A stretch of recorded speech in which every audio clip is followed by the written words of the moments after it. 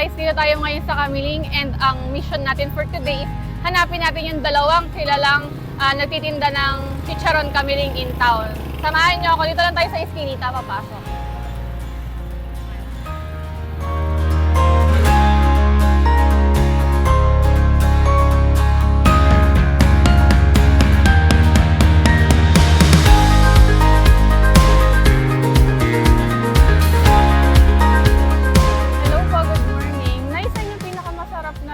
Chicharong Kamiling nyo dito? Saan yung tindahan niya? Pasok lang. May pangalan siya? Anong pangalan ng tindahan? Ano? Pero andyan lang, pasok lang. Okay, thank you po. Siyempre, mission to. So, may mga advertisements tayo.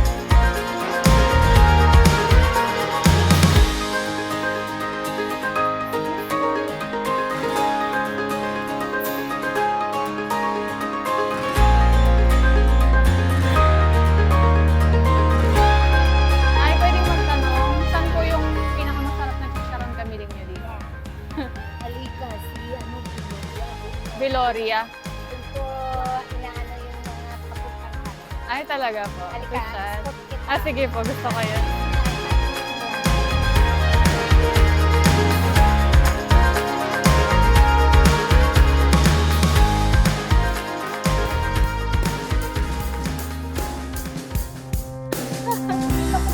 Hello po.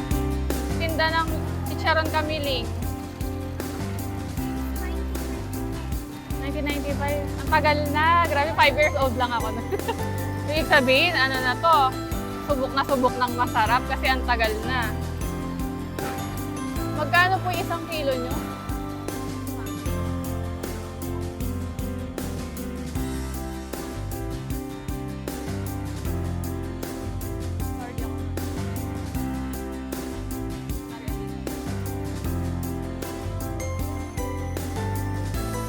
Oo nga, totoo ba? Sabi ni Ma'am si kanina doon, pang Canada daw eh. Ay wow, worldwide. Wow, syempre.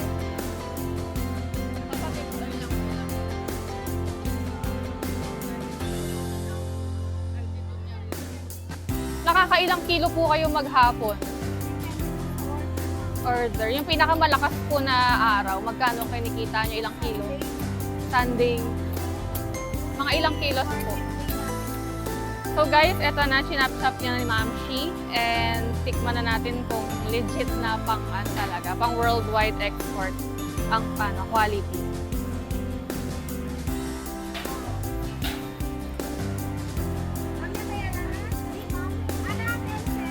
Oh my gosh, ang lutong. Ang lutong sa labas, tapos ang lambot sa loob. Hindi mo na kailangan magsawsawan kasi malinamnam na siya.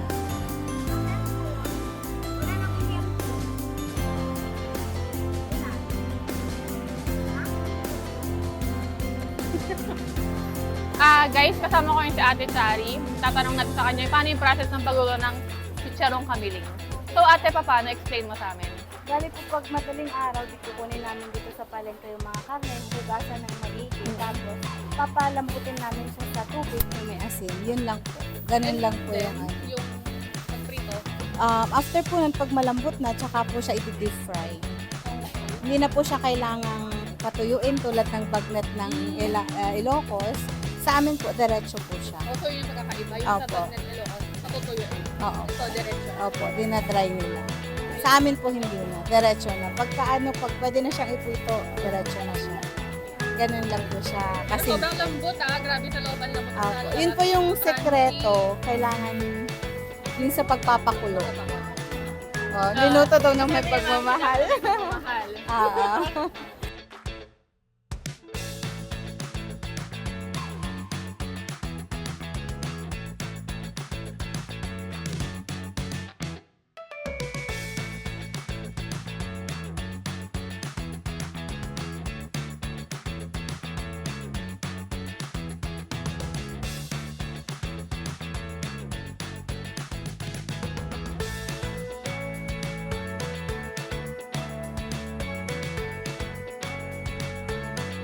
tingnan nyo naman kung gaano karaming customer si Tita Jenny. O, tingnan nyo, anong oras pa lang.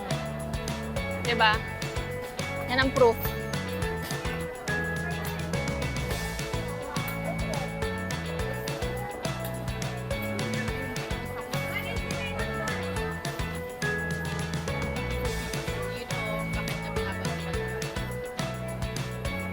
Kasama ko ngayon si Tita Testa. Natanong natin sa kanya kung bakit niya binabalik-balikan tong chicharon kamiling ni Tita. Kasi masarap eh. Masarap at saka pulido ang pagkagawa. Matagal na naming suki siya. Pati yung kapatid ko dito bumibili mo, order kami. Hindi naman everyday. Pag yung may okasyon kami, at saka ngayon nandito yung anak ko, kaya bumibili ako ng chicharon kasi paborito niya. Paborito namin lahat. Ganun si Daro ang niya kasi masarap ang luto niya. At saka yung dry, yung talagang masarap. Ayun guys ha, narinig nyo na kay Tita ha. Hindi scripted yan. Pulido ang niya kasi kaya matagal na namin suki for how many years na. Ito ang binili ko sa kanya, 1.5 kilo, 1 kilo. And then talagang masarap na masarap siya. Para sa anak po yan Tita, no? Oo, Request sa niya. anak ko. Request niya.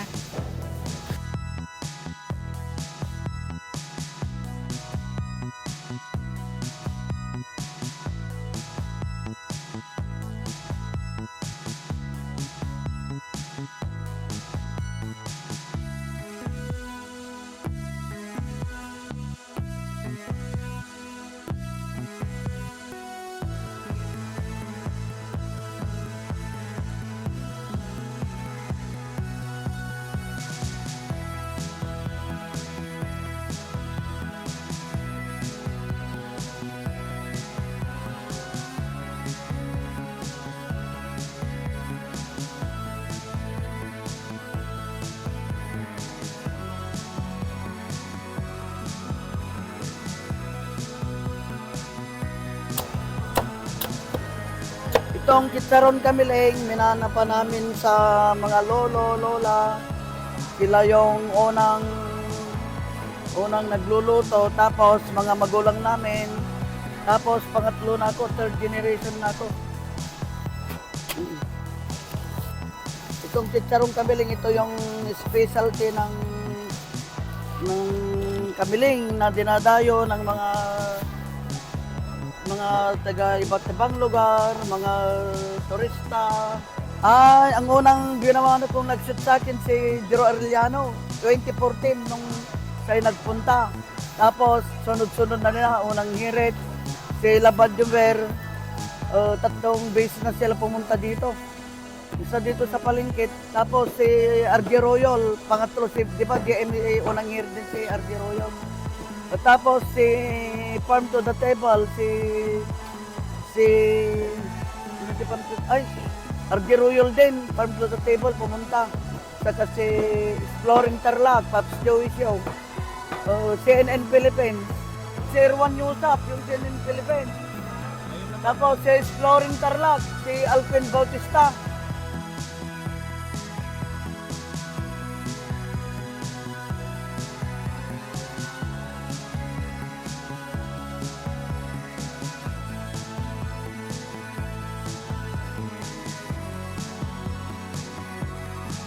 So guys, tapos na tayong mag-ikot sa Kamiling Market.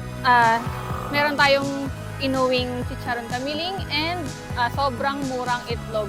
Sa loob lang ng palengke nila, sobrang daming choice, sobrang mura. And ayun, see you on our next video. Bye!